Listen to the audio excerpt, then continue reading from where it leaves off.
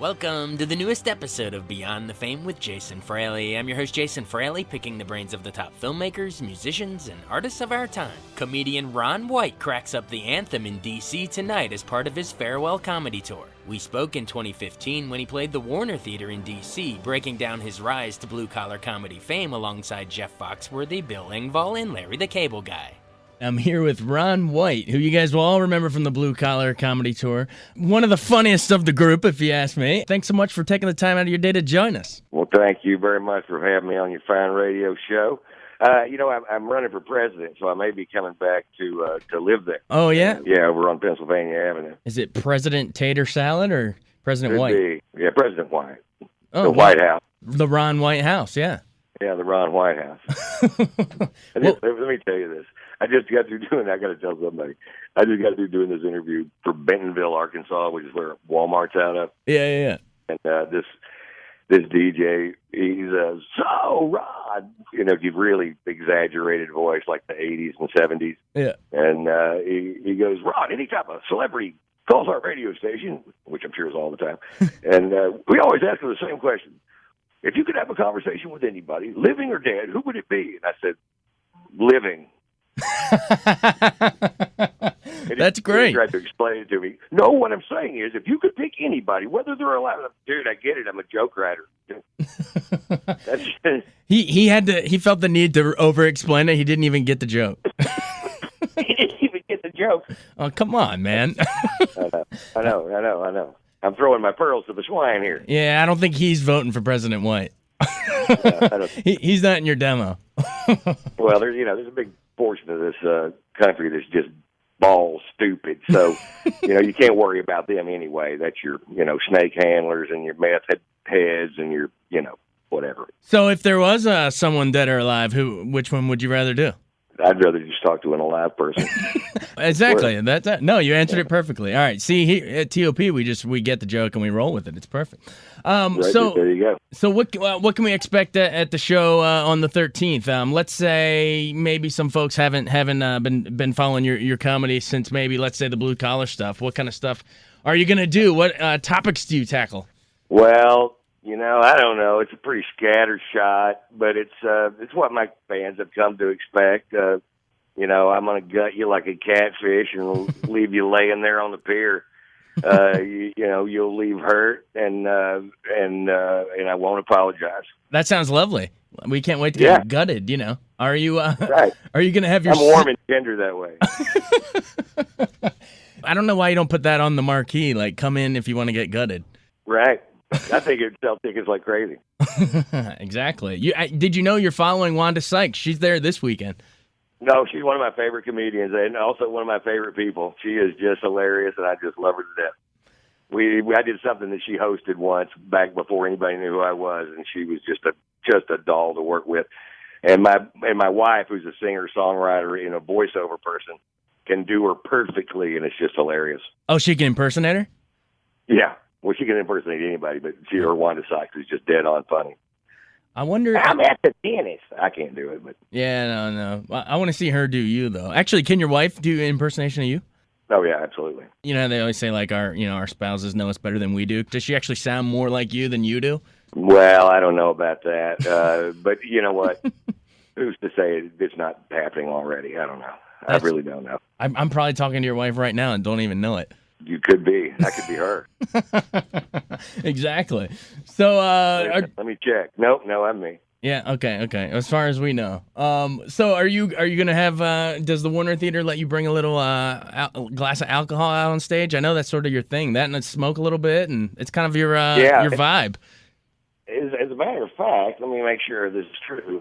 I believe that my wife is going to come out and do 4 songs with her badass guitar player, Jimmy Malis. Nice. And if you've never heard Margot sing, you're in for a real treat. She'll sing a hole right straight through you before I gut you.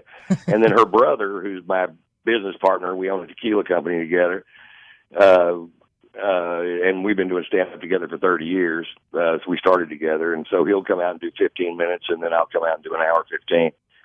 And I'll just smack you around at will. There's nothing you can do about it once you're in the room. I didn't know you had a tequila company. What's the company? Number One. Nice. Like the name. Juan. Oh, number Juan. Gotcha. All right. Did that go down pretty smooth? I'm a tequila guy. Oh, are you? Oh, and it's the best tequila you've ever tasted in your life. We've been in the country for 24 months with it. We've won 9 gold medals, 2 silver medals, in 5 competitions. And all of them double-blind taste tests. And it's just, and that's how we got in the business. He's from Mexico. My wife's family's from Acapulco. And a good friend of his found it on this tequila crawl. And Alex brought it back and said, man, you got to come over to Tequila, Mexico, and you come to this place. And I did. I went over there, and it was it's the ugliest, dustiest distillery in all of Mexico. There's like nearly dead dogs laying around. And I'm like, this is it? And Yummy. Goes, well, you taste it. And so, it wouldn't leave us alone. It was so delicious. I mean, I don't even drink scotch anymore. I drink my extra añejo. So, but I'm not here to talk about that. Yeah. But if you go to taterstequila.com, we'll send it right to your house. Oh, that's awesome. We'll have to check that out. So you mentioned you won't believe it. You got that whole tater salad joke just really took off. It's to the point that now you're almost, like you just said, you're kind of branding with it now in your own products and your comedy acts and everything. Are you surprised how much that took off, or did you know it was freaking funny the first time you came up with it? Oh, I was surprised any of it took off. I really didn't. I never saw this coming. I never saw this kind of success coming. Yeah. Even though it happened to Jeff, and he was standing right next to me when it happened to him, and I still didn't see it happening to me. And so I was, as surprised as anybody. No. But the popularity of that particular bit, which I've done it one time on stage in 12 years. Wow. And that was in at Madison Square Garden. I quit doing it. Anytime I film something, I quit doing it. It's the only way to stay relevant, and the only way to make yourself work, to replace all of it, to get it out of the act. And so so I'm coming back with another show.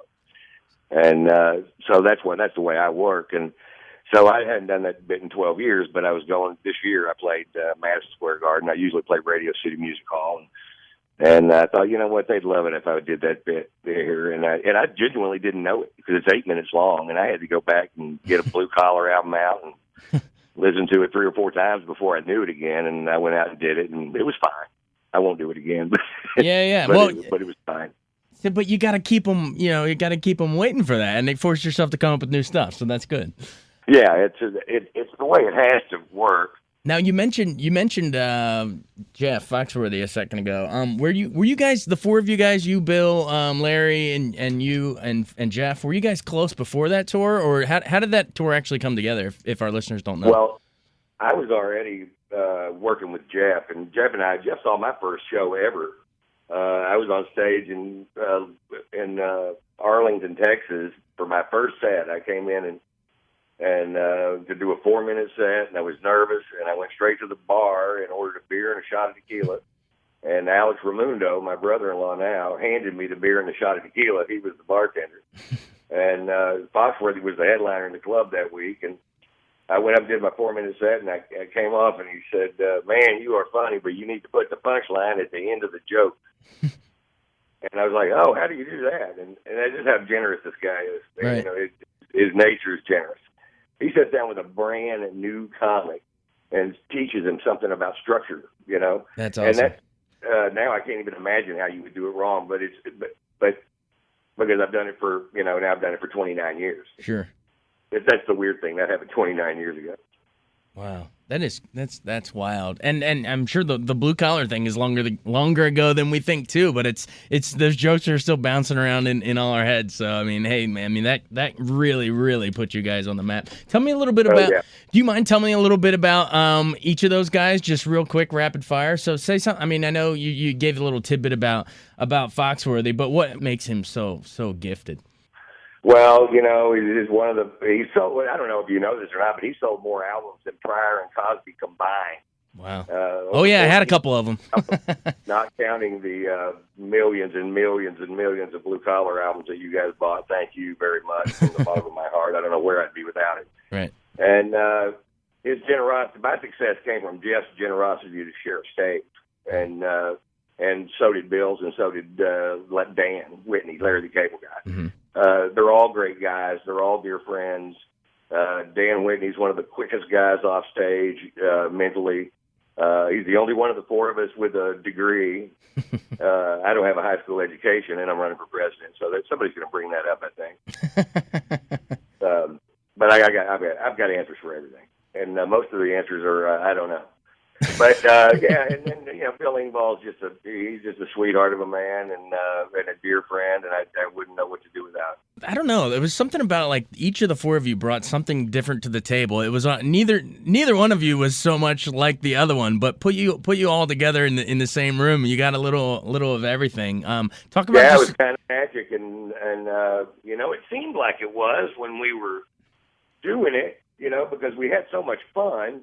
And we toured for 3 years, and most of it on Jeff's plane, but what happened was we combined two tours. It was actually a guy named Craig Hawksley and Bill were touring together, and Bill was a pretty big comic, and Jeff and I, and Jeff's huge comic. So the Kings of Comedy had just happened, and they were doing huge numbers, and I didn't really know about it. And they were going to combine these two tours, but it turned into something special, and it's something I'll always hold dear. In real life, I'm a little rowdy for those boys, to tell you the truth. They can't hang. But, they got corporate stuff, and I don't. I had to buy a tequila company to get a sponsor. So. But no, they're all great guys. But if you take money from Fraley, you wake up in the morning wondering what Fraley thinks about what you said, and I don't want to live like that. I want to say whatever I want to say whenever I want to say it. And you can take whatever you want. Yeah, I don't even have to take that. Oh, that's. And then I'm also, his life isn't good enough. I got him on a new Showtime series. Start filming in March. Oh, nice. What's that one about? It's called Roadies, and it's about this huge rock band, like a Pearl Jam size maybe, and but it's about the back of the house. You never see the band, and or you didn't in the pilot anyway. And it's written and directed by Cameron Crowe, executive produced by J.J. Abrams. Dang. It's a big project, and they picked me to be the road manager. And when I was reading for it, I told him he'd probably take the easy way out and hire an actor. But it was actually amazing because my road manager was my best friend for 51 years, and he was dying when I got the call. Right. And I was at his bed in Cedar Sinai, and I said, "Steve, I'm going to go read for this part." And he goes, "Go get him." He'd been chewed, barbecued, poisoned, anything they could do to save him. And so I went down to Cameron Crowe's office, and I sobbed for 20 minutes, and got up and left. And I'm like, well, that didn't go very good. And, so Steve passed about a month later, and about a month after that, Cameron called me back and said, let's give this a try. and I was still a complete wreck. I lost my best friend. Yeah. And my confidant, we were together every day. Right. And they mulled it over. He and I really got along good. So, and that's what I go by, whether or not I'm going to even take a show, is if I don't really like the people, because you're married to them for 7 years. Sure, you got to eat and sleep and breathe with them for all that time. So, right. So I'm really excited about this. It's a cool project, and it's only 10 weekends over 10 weeks a year. So, right. I can still tour, still do stand-up, and, which is my first love, and really my only love. Television is not that much fun to do. Stand-up is real fun to do. Right, I'm sure it's an adrenaline rush. That's different than when you're taking multiple takes of stuff and, shooting out of order and all that stuff. What you mentioned Cameron Crowe, so it's called Roadies. Is it like an Almost Famous or like a Spinal Tap, or what's kind of the feel? No, it's about a real rock band. And but it's just about the characters are the people in the back of the house. So okay. It's really just the day-to-day function of that band as it interacts, with people in their day-to-day, day-to-day lives. And Luke Wilson's the lead in it. Oh, nice. And Imogen Poots, I don't know if you know who she is. Yeah. Amazing British actress. Although she speaks with a really flat American accent in this, and does it with no problem at all. It's got a great cast. It's going to be fun to do. Oh yeah. A lot of people. I mean, she was in 28 Weeks Later, I think, and I think she was in that movie Need for Speed with Jesse from Breaking Bad. She's been in a lot of stuff. Right. Oh yeah, cool. Well, that sounds awesome. What's your specific role in the show? I'm the road manager. Okay, I'm playing my friend. gotcha. You're playing the one that passed away. I got you. Dang. Yeah. Man, oh man, that sounds. Well, it sounds like it's gonna be exciting and fun and funny and all, but also heavy for you personally to play such a role. So, man, that's gonna be quite the. This character is very, very flawed and very emotional, and Cameron doesn't mind using that Steve's death to get to me to find emotion. And there was one time in my life I'd never cried about anything, and now I've had 2 friends die. Now I can just fall apart anytime, and which makes me a better actor, I guess. Isn't that funny? You have to go through some really horrible stuff, but then immediately you can just tap into it on stage or wherever you are, I guess, huh? Yeah, that seems to be the case. Man, oh man. Well, I know you're coming to Warner Theater for comedy, so we don't want it to be all doom and gloom. Right. Yeah, I started to bring it down, man. Sorry to bring it down. Yeah, let's bring it back around. No, there's not going to be any crying. Maybe tears of laughter at Warner Theater, right? But there will be tears of laughter. There will be, and even more. Shedding. We're going to shed at before or after you gut us. I'm going to gut you first, then you're going to shed tears of laughter. Tears. Oh man, it's going to be fun. I promise. Oh, that's gonna be fun. All right. Well, I mean, I know you don't do any, you don't like preview any bits because we don't want to blow any of the jokes. But is it gonna be? When you come to DC, do you try to make it a little more political? Or is it pretty much the same set of jokes? No, it's the show that I'm working on now. Okay. So I live in L.A. So when I'm here every night, I go out to these clubs. There's the Improv on Melrose. There's a Comedy Store on Sunset, Laugh Factory, and I bounce around to those like all the big comics do, and little comics and all size comics, and bounce around and work out the beats on new stuff. So this is just a show that I've been working on for 2 years or 3 years, ever since I've released A Little Unprofessional, and so it's I still do all that stuff to continue to make these shows. So this is just a show they haven't seen. Right. But the jokes get replaced one joke at a time. So I never wipe out a whole show and start over because that's impossible. Definitely. So you just one joke at a time. If I write something funny enough to go in, which is very hard to do, then I got to look at it and I got to pull something out, which is very hard to do because I also don't like to get longer than 1:15. Or an hour and 15 minutes. I was gonna say we already passed that in our interview. My money back. I'm on borrowed time right now. We've been going way over 1:15. So it's just it's just more me. That's all it is, and it has not slowed down. That's awesome. Who makes you laugh? Is there anybody out there right now that that just puts you in stitches? Well, yeah, Dave Attell. Get a chance to see him live. Yeah. He's crazy funny. Golly. Or it could be past or present too. Anybody when you were coming up or anything. Yeah. Well, there was a guy named Bill Hicks from Houston who probably had more effect on my show or my performances than anybody, and he was he died too. I'm tail spinning again. Somebody pull me out of it. Yeah, exactly. But anyway, he was just magnificent. I saw Chappelle the other day, and that was a great show. Chris Rock is, might be the best. Just hysterical. Living comic. I hang out in the clubs now, and so I see guys, I don't know their names, that right. that go up. I think comedy's in pretty good hands. Looks like the young guys are pretty funny, and some of them, and the old guys seem to be funny. I don't know. I don't really keep up with it that much. I really kind of go in and do my thing, and then bounce to the next club and do it again. That's the thing. You can do those bits 4 times in an hour, and if you're in another city, you can do it once a week at their open mic night. So that you have to live by some places. There's a lot of clubs like this. Yeah, definitely. That's awesome. Well, we're definitely all looking forward to having you come here. It's going to be awesome. So, get your jokes ready, get the tequila ready, and we'll be waiting for you. Okay, you got it, man. Hey, thanks a lot for putting me on your radio show. I'm sure you'll be able to carve this down to about 3 minutes. I'll carve it like you're going to gut us. Okay, buddy. Thanks a lot. All right, Ron White on WTOP.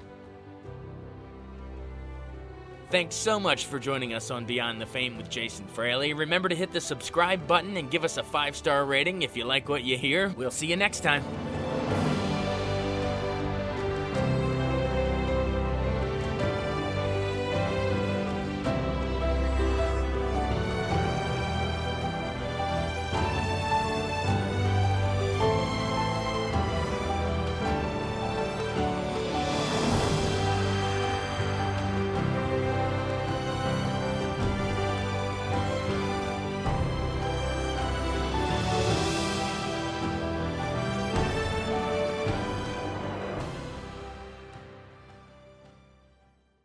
I wanted to take a second to tell you about an app I really enjoy. Living in the D.C. area is great, and Podcast D.C. gathers all of the local shows that I like all in one local app. Health, sports, local news, politics, and so much more. Podcast D.C. is the new local app with hundreds of D.C. area podcasts to choose from. I can earn exciting rewards just for listening and share the podcasts I love instantly. Available in the App Store or in Google Play, listen local with Podcast D.C.